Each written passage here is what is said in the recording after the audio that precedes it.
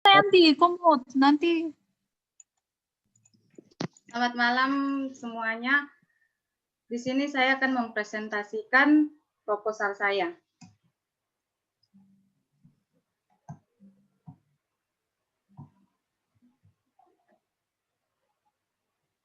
Yang berjudul Analisis Faktor Penyebab Kerusakan Jalan Terhadap Perkerasan Fleksibel, Studi Kasus Ruas Jalan Sidomulyo.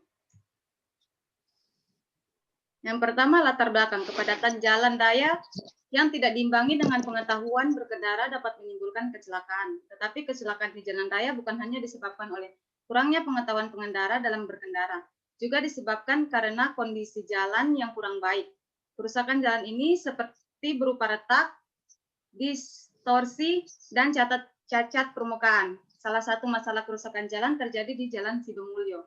Jalur ini bisa dikatakan sebagai jalur utama yang menghubungkan antara daerah Sidomulyo dan Serapu dan daerah sekitarnya. Kerusakan jalan di daerah ini seperti kerusakan jalan pada umumnya, banyak jalan yang berlubang, retak kulit buaya, bahkan kerusakan jalan ini jika hujan turun, air bisa menggenangi jalan tersebut dan tak jarang kerusakan ini nampak seperti kolam ikan. Berdasarkan pemaparan tersebut, maka penulis mengangkat judul Analisis Faktor Penyebab Kerusakan Jalan Terhadap Perkerasan Fleksibel di Sidomulyo.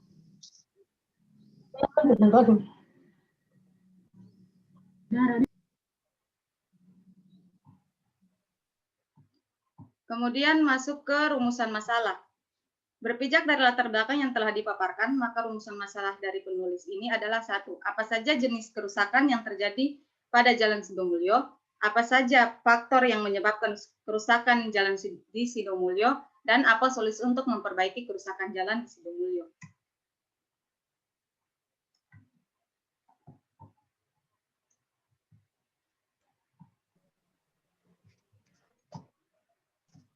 Kemudian tujuan penelitian. Berdasarkan rumusan masalah tersebut, maka tujuan penelitian adalah 1. Untuk menjelaskan jenis kerusakan jalan yang terjadi pada jalan di Sidomulyo. 2. Mengidentifikasi faktor penyebab kerusakan jalan. 3. Untuk mengetahui solusi dalam memperbaiki kerusakan jalan. Batasan masalah. Yang pertama, objek yang diteliti, ruas jalan Sidomulyo kurang lebih 1 km.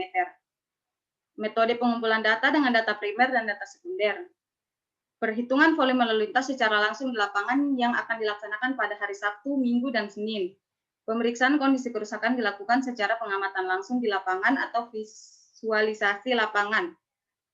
Yang kelima, analisis data menggunakan metode Bina Marga 2017. Kemudian, manfaat penelitian. Yang pertama, manfaat teoritis. Secara teoritis dapat memperoleh pengalaman ataupun pengetahuan serta gambaran yang jelas tentang analisis faktor penyebab kerusakan jalan. Kemudian manfaat praktis. Bagi pemerintah diharapkan dengan adanya penelitian ini akan berguna sebagai bahan masukan atau informasi tambahan kepada pihak terkait, antara lain pihak pekerja umum Kota Merauke dan instansi terkait perencanaan ke depannya. Yang kedua, bagi masyarakat umum agar masyarakat lebih waspada ketika melewati jalan yang rusak supaya dapat mengurangi angka kecelakaan karena kerusakan jalan. Masuk di bab 2 tinjauan pustaka. Yang pertama, pengertian jalan. Berdasarkan Undang-Undang RI Nomor 22 Tahun 2009 tentang Lalu Lintas dan Angkutan Jalan yang diundangkan setelah Undang-Undang Nomor 38 mendefinisikan jalan adalah seluruh bagian jalan, termaksud bangunan pelengkap dan perlengkapannya yang diperuntukkan bagi lalu lintas umum yang berada pada permukaan tanah, di atas permukaan tanah, di bawah permukaan tanah dan atau air serta di atas permukaan air, kecuali jalan rel dan jalan kabel. Yang kedua, pengertian jalan raya. Jalan raya ialah jalan utama yang menghubungkan satu kawasan dengan kawasan yang lainnya. Biasanya jalan besar ini mempunyai ciri-ciri berikut. Yang pertama, digunakan untuk kendaraan bermotor. Yang kedua, digunakan oleh masyarakat umum. Yang ketiga, dibiayai oleh perusahaan negara. Yang keempat, penggunanya diatur oleh Undang-Undang Pengangkutan. Ketiga, klasifikasi jalan raya. Jalan raya pada umumnya dapat digolongkan dalam 4 klasifikasi, yaitu yang pertama menurut fungsi jalan, yang kedua menurut kelas jalan, yang ketiga menurut medan jalan, dan yang keempat menurut wewenang pembinaan Jalan Bina Marga 1997. Yang keempat, material perkerasan jalan. Material perkerasan jalan dapat diklasifikasikan menjadi 3 kategori bahan pengikat, yaitu yang pertama konstruksi perkerasan lentur, yang kedua perkerasan kaku, dan yang ketiga perkerasan komposit serta beton semen. Dapat dilihat pada gambar 2.1 merupakan susunan konstruksi perkerasan lentur, dan yang gambar 2.2 merupakan susunan konstruksi perkerasan kaku. Kemudian gambar 2.3 susunan konstruksi perkerasan komposit. Yang bagian 2.5, bagian-bagian jalan. Jalan memiliki bagian-bagian yang penting. Bagian-bagian tersebut dikelompokkan menjadi 4 bagian, yaitu bagian yang berguna untuk lalu lintas, bagian yang berguna untuk drainasi jalan, bagian pelengkap jalan, dan bagian konstruksi jalan. Penyebab kerusakan jalan. Menurut Departemen Pekerjaan Umum 2007, kerusakan pada konstruksi jalan, demikian juga dengan bahu beraspal, dapat disebabkan oleh beberapa faktor, yaitu yang pertama, lalu lintas yang diakibatkan dari peningkatan beban sumbu kendaraan yang melebihi beban rencana, atau juga repetisi beban volume kendaraan yang melebihi volume rencana sehingga umur rencana jalan tersebut tidak tercapai. Yang kedua, air yang dapat berasal dari air hujan, sistem drainasi jalan yang tidak baik, serta naiknya air akibat sifat kapiler. Kemudian, material perkerasan. Hal ini dapat disebabkan oleh sifat material itu sendiri, atau dapat pula disebabkan oleh sistem pengolahan bahan yang tidak baik. Yang keempat, iklim. Suhu udara dan curah hujan yang tinggi dapat merusak perkerasan jalan. Yang kelima, kondisi tanah yang tidak stabil, karena sifatnya memang jelek atau karena sistem pelaksanaannya yang kurang baik. Yang keenam, proses pemadatan lapisan-lapisan selain tanah dasar kurang baik. Jenis-jenis kerusakan jalan. Jenis-jenis kerusakan jalan raya menurut Dinas Bina Marga yaitu yang pertama konstruksi beton tanpa kerusakan, yang kedua konstruksi penetrasi tanpa kerusakan, yang ketiga tambalan, yang keempat retak. Retak juga dibagi menjadi beberapa ya. Pertama retak halus, retak pinggiran, retak selip, retak buaya, retak susut, retak persegi, dan kelima lepas, yang keenam lubang, yang ketujuh alur, yang kedelapan gelombang, yang kesembilan amblas, dan yang kesepuluh belahan. Analisa data. Penulis menggunakan metode Bina Marga dalam menganalisis data. Metode Bina Marga merupakan metode yang ada di Indonesia yang merupakan hasil akhir, yaitu urutan prioritas serta bentuk program pemeliharaan sesuai nilai yang dapat dari urutan prioritas. Pada metode ini menggabungkan nilai yang dapat dari survei visual, yaitu jenis kerusakan serta survei LHR atau lalu lintas harian rata-rata, yang selanjutnya didapat nilai kondisi jalan serta nilai kelas LHR. Urutan prioritas didapat dengan rumus sebagai berikut. UP atau urutan prioritas sama dengan 17 dikurang dalam kurung kelas LHR ditambah nilai kondisi jalan. Dengan kelas LHR adalah kelas lalu lintas untuk pekerjaan pemeliharaan, sedangkan nilai kondisi jalan adalah nilai yang diberikan terhadap kondisi jalan. Urutan prioritas. Jika didapat nilai 0,0 sampai 3 menandakan bahwa jalan harus dimasukkan dalam program peningkatan. Jika mendapat angka 4 sampai 5 menandakan bahwa jalan perlu dimasukkan dalam program pemeliharaan berkala. Sedangkan kalau lebih dari 7 atau sama dengan 7 menandakan bahwa jalan tersebut cukup dimasukkan dalam program pemeliharaan rutin. Prosedur analisa data metode Bina Marga. Yang pertama, tetapkan jenis jalan dan kelas jalan. Yang kedua, hitung LHR untuk jalan yang disurvei dan tetapkan nilai kelas jalan.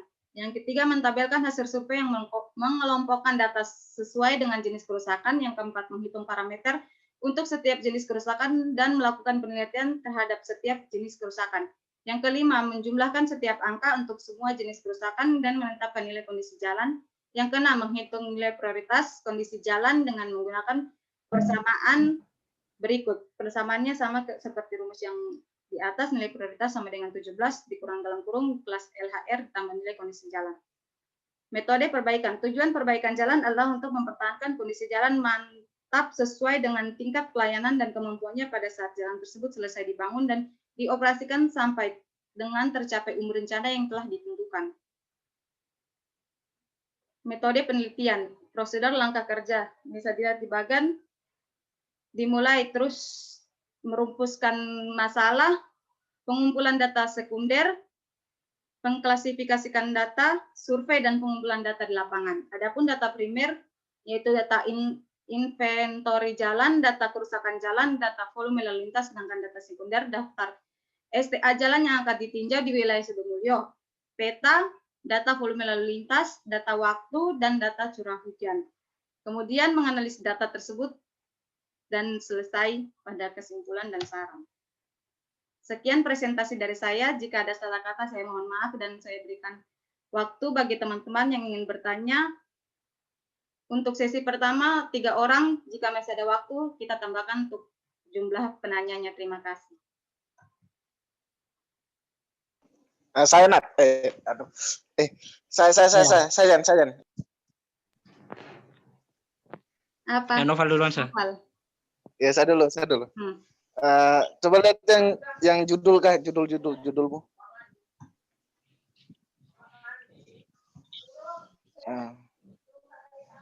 Saya mau tanya ini nih, kan tadi di dalam situ tuh nggak ada penjelasan kayak perkerasan fleksibel. Saya mau tanya yang perkerasan fleksibel tuh maksudnya bagaimana tuh perkerasan model bagaimana? Perkerasan fleksibel itu sama Itu dengan saja. perkerasan kaku. Saya jawab ya, Noval. Perkerasan fleksibel itu sama dengan perkerasan kaku. Perkerasan lentur. Ini. Fleksibel sama dengan perkerasan lentur. Perlu saya jelaskan lagi atau cukup sampai di situ? Iya, sudah. Situ aja sih. Sampai di situ saja. Terima kasih. Oke, sama-sama. Ya, makasih. Selanjutnya, Coba ke bawah dari kita, slide kedua terakhir.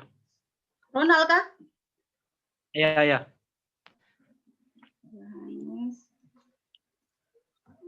Yang ukuran prioritas ya tidak salah. Ukuran apa? Yang mana? Lanjut.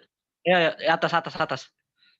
Iya, yang ukuran itu kan ada ukuran ya ke bawah. Yuk. Urutan prioritas. Itu kan ada ukuran prioritas 0 sampai 3 kan untuk peningkatan.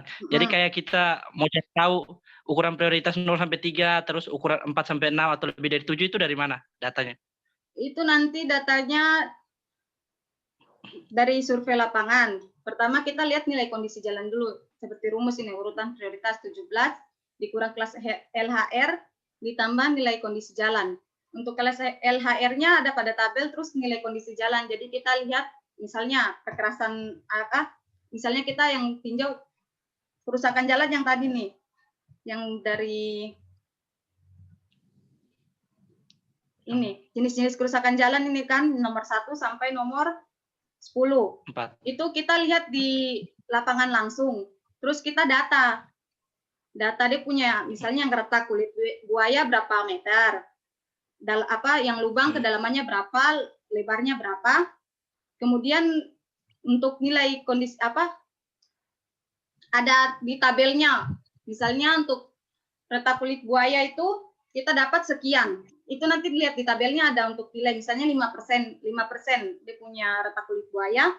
Berarti kan dia rendah. Untuk nilai rendah itu nilainya misalnya 1. Itu ada tabelnya nilainya 0 sampai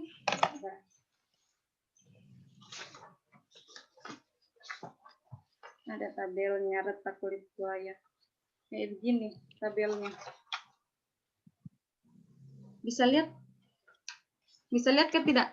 Saya kasih tunjuk di ini. Ini tabelnya kayak begini. Saya tidak masukkan tabel di slide-nya gitu. Oh, bisa. Nah, tabelnya begitu. Terus tipenya, di sini ada tipe-tipenya. Misalnya retak kulit buaya, retak acak. Itu nanti ada angka-angkanya sendiri. Ada 5, ada 4. Retak kulit buaya tuh angkanya 5. Nanti setelah semuanya dari 10 ini kita data, misalnya dapatnya ada beberapa jalan yang rusak, itu toh kan nggak semua pasti ada yang lepas, ada yang lubang, tapi kan cuma beberapa saja tuh sesuai kondisi jalan yang kita survei. Kemudian nilai-nilainya itu kita jumlahkan, didapat nilai kondisi jalan. Itu untuk nilai kondisi jalannya. Kemudian tinggal dihitung lanjutannya saja seperti itu. Oke, siap. Bisa diterima? Bisa. Terima kasih. Selanjutnya kalau ada yang mau bertanya. Saya. Siapa? Mbak Prianda. Prianda, silakan. Naik lagi di apa tadi ya? Itu kan. Yang contoh-contoh gambarnya tadi. Gimana? Contoh-contoh gambar apa Oh, ini. tadi yang tadi. Ya. Untuk ini kan konstruksi perkerasan, terus konstruksi yang lentur, kaku, sama komposit. Kan Mm-mm. sudah ada contohnya semua. Kalau yang beton semen ini yang bagaimana? Beton semen.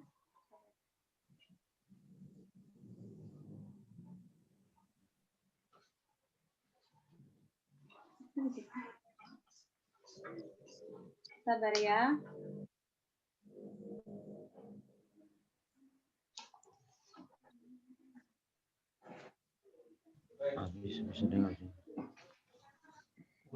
Kalau untuk beton semen, kayaknya cuma beton dengan semen saja. Jadi tidak ada lapisan untuk aspalnya, lapisan permukaannya, begitu. Jadi kayak jalan-jalan di gang. Kalau di lokasi-lokasi itu biasa kalau di jalan gang itu kan ada yang 2 jalur itu. Yang cuma beton dengan semen saja toh, cuma di kayak ya apa sih? Dicor biasa begitu. Rianda. Oh iya, iya, iya. Sudah ada bayangan kah belum? Sudah. Ya, terima kasih. Sama-sama. Sabar ya, saya lihat jamnya. Masih ada waktu. Kalau yang mau bertanya lagi silahkan.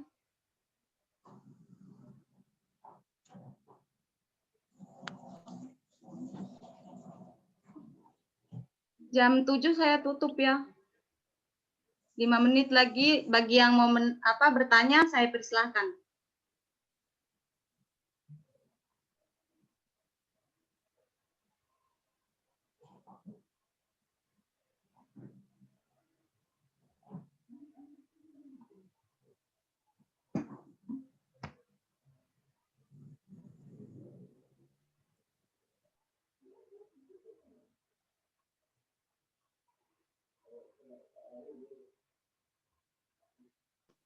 Tidak ada lagi. Saya Yanti. Siapa Riki kah? Iya. Silakan. Coba di kupu gambar itu yang apa nih? Yang perkerasan lentur kaku dengan komposit. Itu kan ada lapisan tanah dasar, lapisan pondasi itu kan ada dia pu garis-garis itu. Misalnya itu ada memang dia pu standar kayak itu. Misalnya contohnya itu dia pu lapisan tanah dasarnya ada misalnya 20 sampai 30 ada standarnya kah untuk lapisannya begitu? Kalau untuk setiap lapisannya ada untuk perhitungannya didapat kali nilai CBR tanah. Kemudian nanti kita hitung ada beberapa cara untuk menghitung perkerasan lentur, kaku. Tergantung kita mau rencanakan, misalnya kita mau rencanakan perkerasan lentur, itu ada rumusnya. Ada beberapa metode yang kita pakai. Yang pertama ada metode ASTO, ada metode Bina Marga, ada metode SNI. Ada beberapa metode yang kita pakai untuk menghitung setiap lapisan perkerasan. Nanti kalau misalnya sudah dapat nilai setiap lapisan perkerasan, misalnya lapisan permukaan sekian, lapisan fondasi atas sekian, fondasi bawah sekian, baru di langsung kerjakan gitu. Jadi untuk lapisannya itu nanti tergantung hitungannya. Bagaimana Riki? Udah siap. Masih 2 menit lagi kalau ada yang mau bertanya.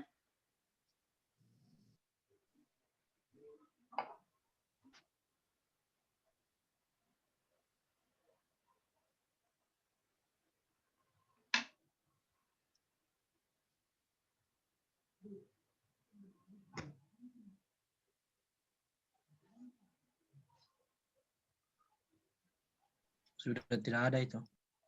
Tidak ada.